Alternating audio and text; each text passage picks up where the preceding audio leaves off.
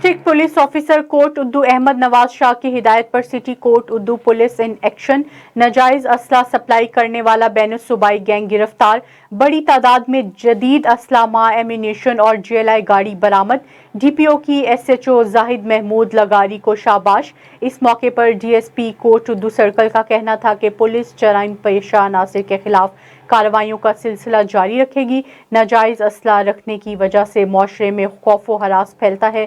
Police معاشرے میں امن و امان کے لیے کوشاں ہے اور عوام کی جان و مال اور عزت کی حفاظت کے لیے ہر وقت تیار ہے۔ کسی مشکوک سرگرمی کی صورت میں پولیس ہیلپ لائن 15 پر کال کر کے اطلاع دیں اور ذمہ دار شہری ہونے کا ثبوت دیں۔